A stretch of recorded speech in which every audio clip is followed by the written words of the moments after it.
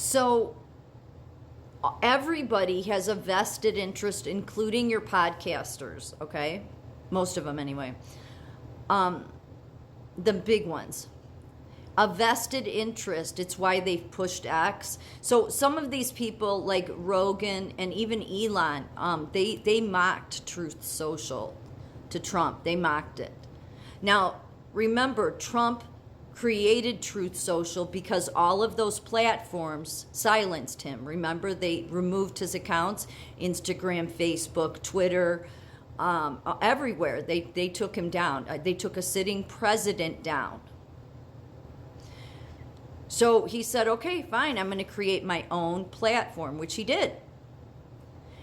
And then Elon, get this, mocked him because Truth is a stupid name. Well, I would imagine that would seem stupid to Elon because, well, he probably doesn't like Truth because he's too busy over at X covering the truth up. Because when you got Jeffrey Epstein that was tied to Silicon Valley, okay, most your bigwigs there, and Jeffrey Epstein tied to all these politicians, you know, with the island and children.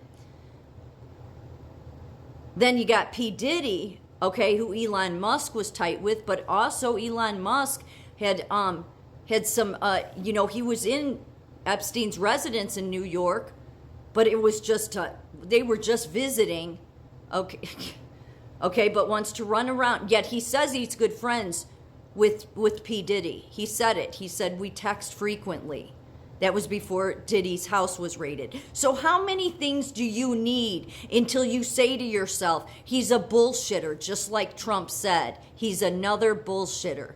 So all of these people, so that should tell you then all of these podcasters that do research, if I can find it out, so can they. They know it. That's why most of them did not support Trump initially. They came on board later because they saw the people were going to support him. But they didn't support him initially. Yet all of them rave about Musk. So doesn't it tell you, even if they didn't do anything to children, they likely have been to maybe a freak-off party, wouldn't you say? Yeah. Or they had some, you know, maybe, I don't know, entanglements or visits with Epstein, and they don't want it to get out. So all of these people, even these podcasters, the ones that have millions of followers, have a vested interest. It's why they promote Elon Musk. They want to just remove Trump. They want to try to get through the 4 years, and they think that nothing they can prevent anything from coming out. Yeah, no, you've all buried yourself because you should have just came out from the beginning and did the right thing, but you guys didn't. So all I can say, you can see who this is here, right? I mean, you can see, okay? But all I can say is that Trump must have a plan. I cannot imagine that Trump wants these crazy people having any say with the government because they're tied too heavily. Okay, and besides that, they're insane, which brings me to RFK. So RFK has already said that, you know, he knew Ghislaine and Epstein. I mean, they went fossil hunting together. Yeah, because I go doing that all the time. But then it would kind of go along with the other craziness that RFK does with all these dead animals he finds, but I'll get to that in a minute.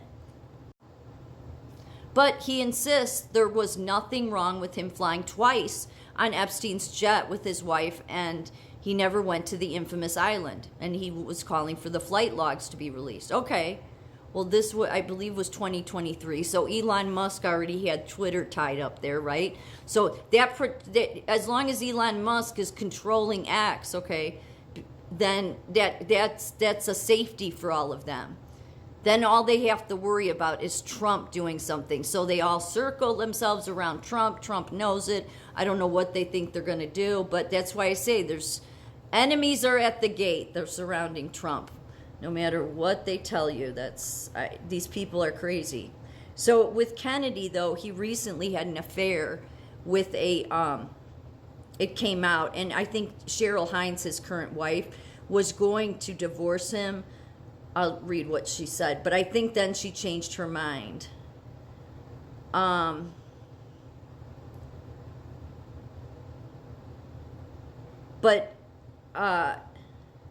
So the journalist, he was more, I guess, having a texting affair. Maybe it wasn't so much physical, but they were exchanging nude photos with each other. He's 70. She was 31.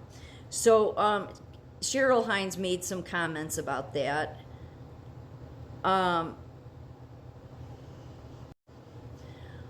But from the same article, I'll get to her comments. It says, there are a number of women in the health freedom movement who thought of themselves as Bobby's only one. And I'm quite sure they are angry and shocked to find out they weren't. Yes, these are useless men.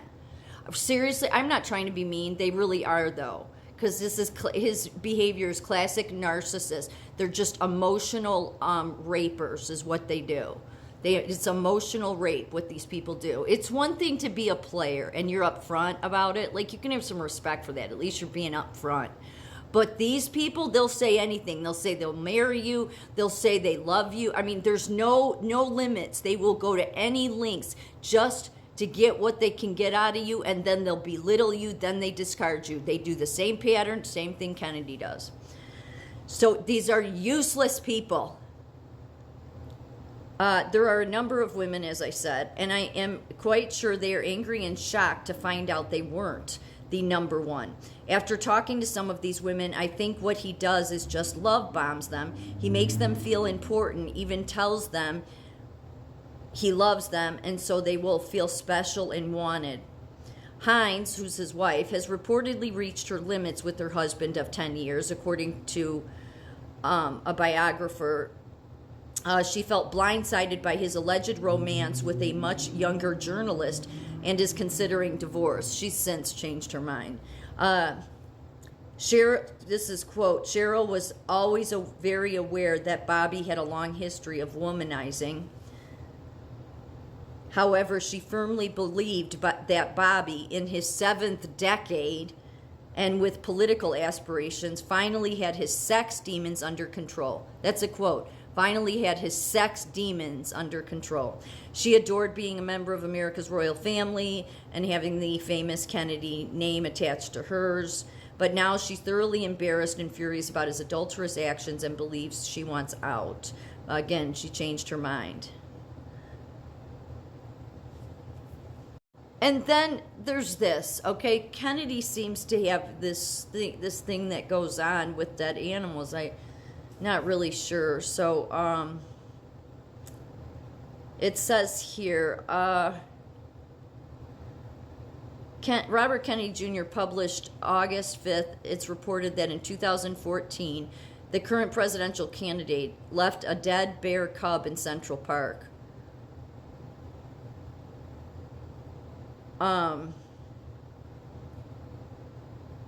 Kennedy's ridiculous actions have come back around in the best punchline possible.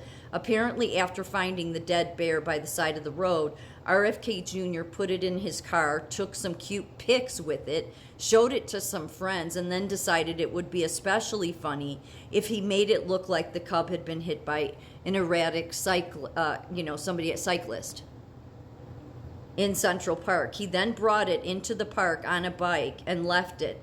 He left it with the bike on top of the dead bear. In the video, Kennedy tells the story of how he found the bear while driving to go falconing. I was going to skin the bear and it was in very good condition, and I was going to put the meat in my refrigerator. I had to go to the airport and the bear was in my car, and I didn't want to leave the bear in my car because that would have been bad. His solution, put it in Central Park. We thought it would be amusing for whoever found it. What? Like, does it seem like it's amusing to anybody? No. But then this one, a federal law enforcement agency confirmed its open investigation into RFK after he allegedly cut off the head of a dead whale and took it home 2 decades ago. The former independent presidential candidate, Kennedy's daughter, recalled the whale incident in 2012, which recently surfaced. Kathleen Kennedy said when she was 6 years old, her dad got word that a dead whale had washed ashore. He got a chainsaw, cut off the whale's head, and strapped it to the roof of the minivan for an hour ride home. Every time we accelerated, the whale juice would pour into the windows to where they had to wear plastic bags over their heads with holes cut out for the mouth. Insanity is in the government.